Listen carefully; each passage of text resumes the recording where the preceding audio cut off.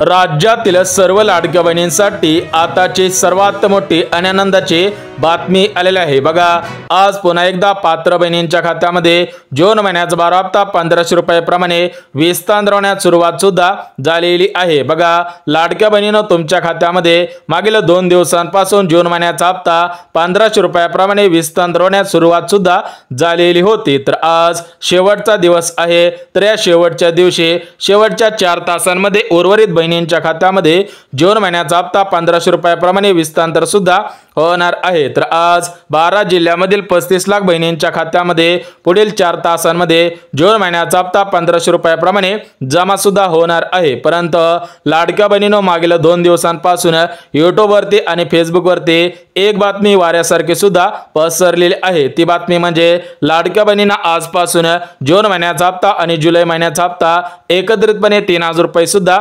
विस्तार होणार आहे। तर याच्यावरती महिला व बालिका विभागाच्या मंत्री आदिती तटकरे मॅडमनी सूचना सुद्धा दिलेली आहे। आदिती तटकरे मॅडम काय म्हटलेले आहे हे सुद्धा आपण बघून घेऊयात। परंतु लाडक्या बहिणींनो, आज ज्या 12 जिल्ह्यांमध्ये जून महिन्याचा 12 हप्ता विस्तार होणार आहे ते 12 जिल्हे कोणकोणते आहेत ते सुद्धा आपण बघून घेऊयात। बघा, ज्या ज्या बहिणींचा जिल्हा या 12 जिल्ह्यांपैकी असेल त्याच बहिणींना पैसे मिळणार आहेत। कारण आज शेवटचा दिवस आहे, त्यामुळे शेवटच्या 4 तासांमधील पात्र बहिणींच्या खात्यामध्ये जून हप्ता सुद्धा विस्तार होणार आहे। परंतु लाडक्या बहिणींनो, तुमचा आधार कार्ड तुमच्या बँक खात्याशी लिंक सुद्धा असायला पाहिजे। ज्या ज्या बहिणींचा आधार कार्ड बँकेशी लिंक असेल त्याच बहिणींना पैसे मिळणार आहेत। परंतु ज्या बहिणींचा आधार कार्ड बँक खात्याशी लिंक नसेल त्या बहिणींच्या खात्यामध्ये पैसे येणार नाहीत। कारण लाडक्या बहिणींनो, तुम्हाला सुद्धा माहिती असेल की सरकारी योजनांचे पैसे आपल्या आधार कार्डच्या आधारावरती आपल्या बँकेमध्ये सुद्धा येतच असतात। त्यामुळे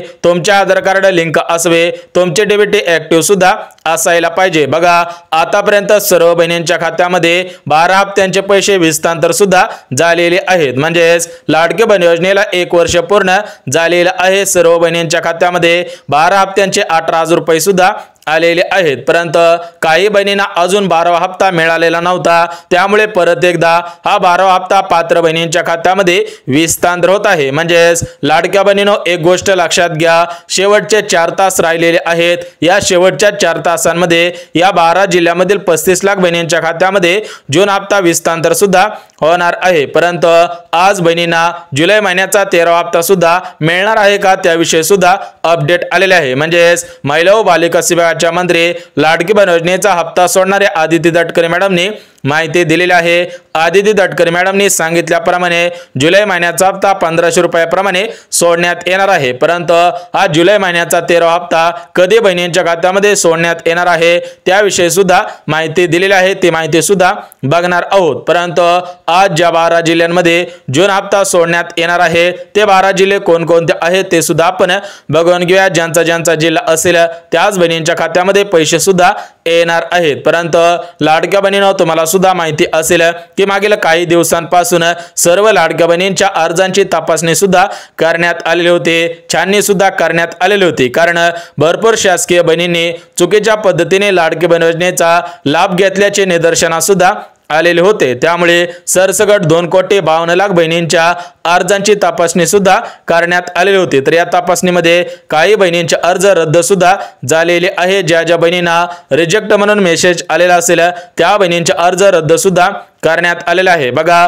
तुम्हाला जर रिजेक्ट म्हणून मेसेज आलेला असेल तर तुम्हाला जून हप्ता मिळणार नाही। कारण आज महाराष्ट्र राज्याचे उपमुख्यमंत्री म्हणजेच बहिणींचे लाडके भाऊ एकनाथ शिंदे साहेबांनी दिलेल्या माहितीनुसार फक्त पात्र बहिणींच्या खात्यामध्ये जून हप्ता विस्तार होईल। पुढचे हप्ते सुद्धा पात्र बहिणींच्या खात्यामध्ये विस्तार होणार आहेत। म्हणजेच लाडक्या बहिणींनो, या जून हप्त्यासाठी 4 पात्रता घालण्यात आलेल्या होत्या।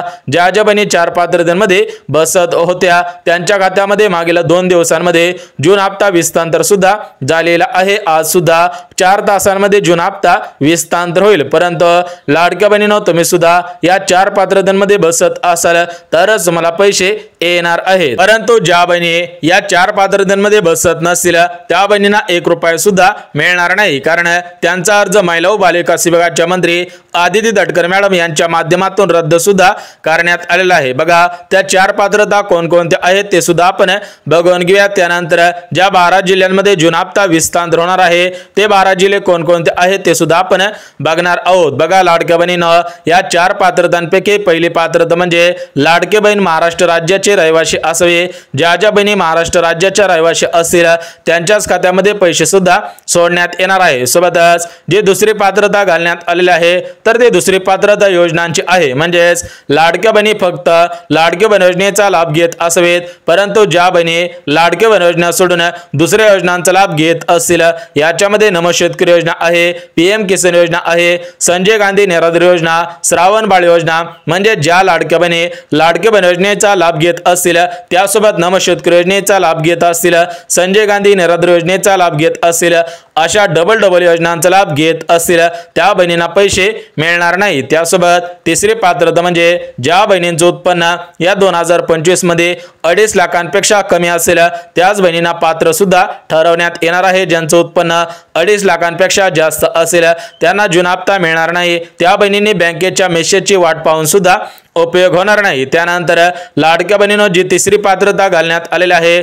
तर ते तिसरी पात्रता म्हणजे लाडक्या बहिणींच्या घरामधील कोणताही सदस्य सरकारी किंवा खासगी टॅक्स भरत नसावा। बघा, तुमच्या घरामधील एखादा सदस्य टॅक्स भरत असेल तर तुम्हाला पैसे देण्यात येणार नाही। त्यानंतर जी चौथी पात्रता शेवटची पात्रता घालण्यात आले आहे ते शेवटची पात्रता म्हणजे लाडक्या बहिणींच्या घरामधील कोणताही सदस्य सरकारी कर्मचारी नसायला पाहिजे। तर बघा लाडक्या बहिणीनं ज्या ज्या लाडक्या बहिणी या प्रमुख 4 पात्रतेमध्ये बसत असतील त्याच बहिणींच्या खात्यामध्ये जून हप्ता सुद्धा विस्तार होणार आहे। परंतु लाडक्या बहिणीनं तुम्हाला आज फक्त जून हप्ता मिळणार नाही, त्यासोबत गॅस कनेक्शनचे पैसे मिळणार आहेत। परंतु तुम्ही सुद्धा या गॅस कनेक्शनच्या पात्रतेमध्ये बसत असावेत तरच तुम्हाला गॅस कनेक्शनचे पैसे मिळतील, अन्यथा तुमच्या खात्यामध्ये गॅस कनेक्शनचे पैसे मिळणार नाहीत। बघा, या गॅस कनेक्शनसाठी जी पहिली पात्रता घालण्यात आलेली आहे तर ती पहिली पात्रता म्हणजे तुमचा अर्ज लाडकी बहीण योजनेमध्ये पात्र ठरलेला असावा। दुसरी पात्रता म्हणजे तुमच्या घरामध्ये कोणत्या तरी कंपनीचा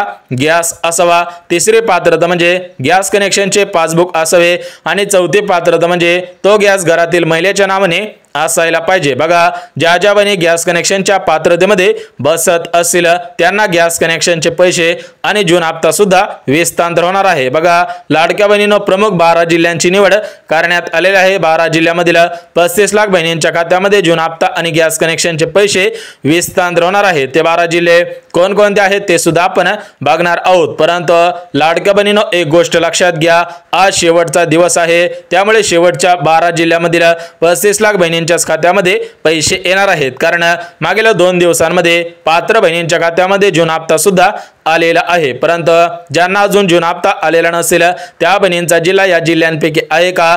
जर तुमचा जिल्हा या जिल्ह्यांपैकी असेल तरच तुम्हाला पैसे देण्यात येणार आहे। तर हे 12 जिल्हे कोणकोणते आहेत ते सुद्धा आपण बघून घ्या। परंतु लाडक्या बहिणींनो, तुमचं बँक खातं या प्रमुख बँकेमध्ये असायला पाहिजे। जर तुमचं बँक खातं या प्रमुख बँकेमध्ये असेल तरच तुम्हाला पैसे सोडण्यात सुद्धा येणार आहे। तर त्या प्रमुख बँका कोणकोणत्या आहेत ते सुद्धा आपण बघून घेऊयात। परंतु लाडक्या बहिणींनो, तुमचं आधार कार्ड बँकेशी लिंक असावं, ते आधार कार्ड सध्याच्या स्थितीला ऍक्टिव्ह असावं, म्हणजेच तुमची डीबीटी सुद्धा ऍक्टिव्ह असावी। बघा, या ठिकाणी बँकांची यादी सुद्धा वाचून दाखवत आहे, तुम्ही सुद्धा काळजीपूर्वक बँकांची यादी ऐकायची आहे, पाहायची आहे आणि बघायची सुद्धा आहे। बघा, याच्यामध्ये जी पहिली बँक आहे तर ती पहिली बँक म्हणजे बँक ऑफ महाराष्ट्र। बघा, या बँकेमध्ये तुमचं खातं असेल तर तुम्हाला पैसे येणार आहे। त्यासोबतच लाडक्या बहिणीनं जी दुसरी बँक आहे तर ती दुसरी बँक म्हणजे इंडलस बँक। बघा, इंडलस बँकेमध्ये सुद्धा पैसे येतील।